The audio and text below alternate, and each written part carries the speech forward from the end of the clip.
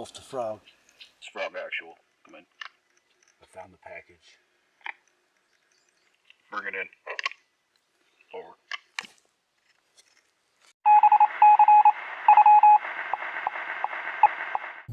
A few weeks ago, Intothezone Industries was sent a budget red dot optic for testing and review.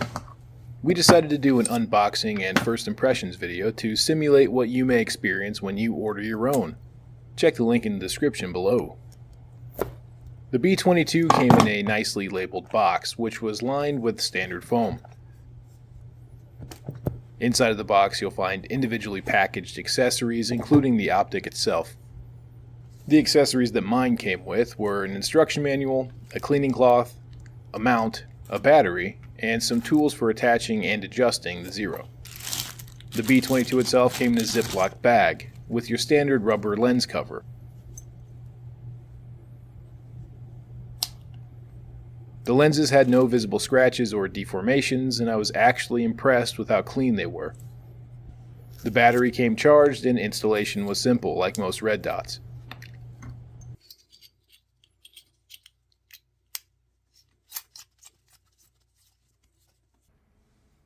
This shake-awake red dot optic comes with 10 illumination settings, 8 for daytime and 2 for use with night vision, which works fine for me and most others.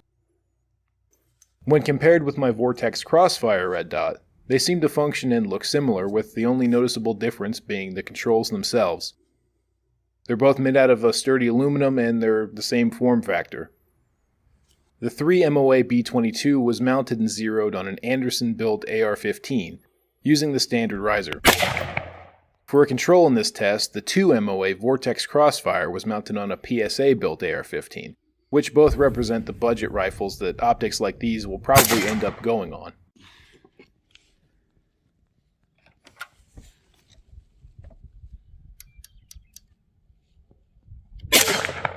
Yeah, she's locked and loaded.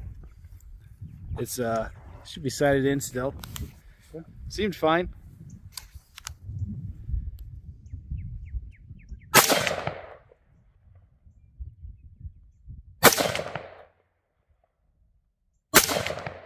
What are your thoughts? I'd buy one. I mean, on a bandit budget, I'd buy one easily. Not much distortion when you have it max. And I mean, it's pretty bright out here right now. Even on a low setting, I can easily pick up a sight picture. How's the parallax feel? 'Cause I didn't notice much. I mean, I thought it was doing great personally, but Yeah. well, I'd say it's Froge approved. I think it's worthy of the zone. Eat slots and snorks with it.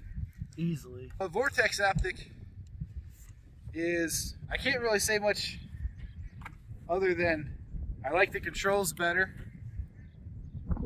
but that's just personal preference. The settings are almost identical. 9 or 8 daytime, and then the night vision settings are basically identical. About the same as far as performance, the feel, ergonomics. I mean, it's a red dot. The Gowutar, yeah, see, we're empty, boys, it's fine. The Gowutar optic, you do have to have a little tool. That's whatever. Something like a flathead to actually dial it in.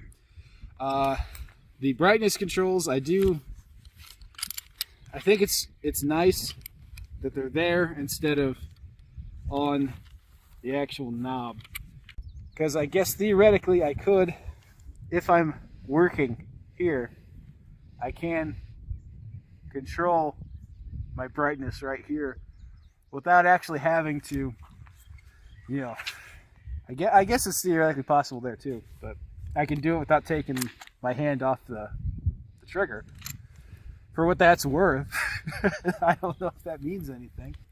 But on this Anderson, it's fine. The co-witnessing is adequate. I mean, not ideal, obviously, because we do have the front sight post here, which obviously any sort of optic that can get in the way of.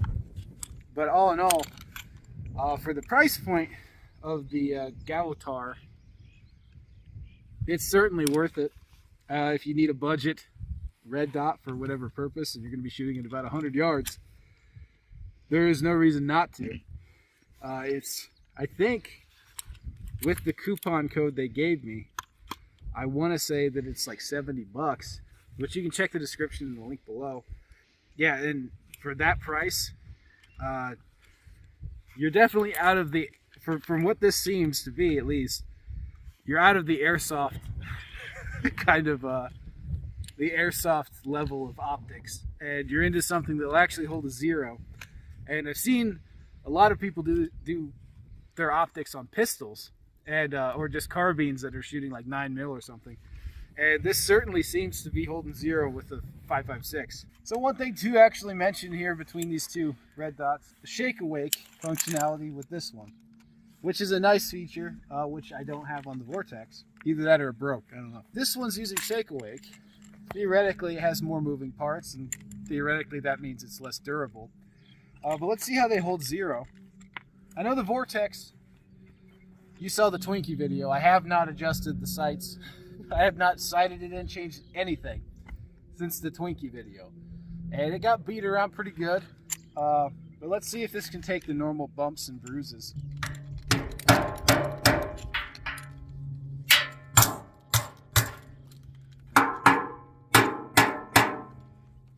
I don't know, that should be fine, right? I would classify that as normal wear and tear. Normal bumps and bruises. Now let's see what happens. I don't know. Oh, that was me. Well, maybe. It definitely seems like it's going to the left a little bit more, right? Mm-hmm. Is that just me? I don't know. Tap it the other.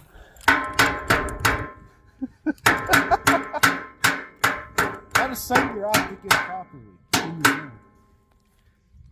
I mean, did it? No, it didn't bend anything. I mean, Back to zero. yeah, back to zero now, hopefully.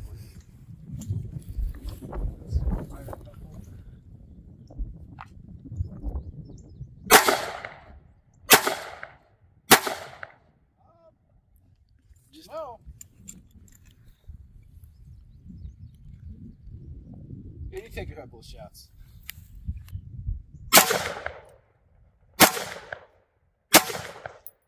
Yeah, it's way low and left. What are you thinking? That might have been me. I don't know. Only one way to find out.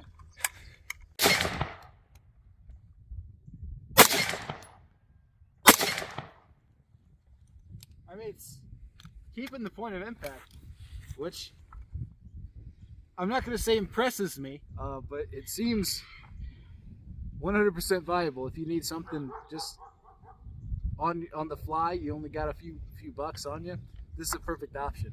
Overall, the Gowutar B22 performs as you would expect. It's a budget red dot optic that will hold zero between shots and will do what a red dot is supposed to do. The controls are fine, the price point is fine. Knocking it around too much will throw off your point of impact, but for a range toy, a varmint rifle, or simply a budget entry-level option, it's a good buy for what it is. That's a thumbnail right there. Maybe get that.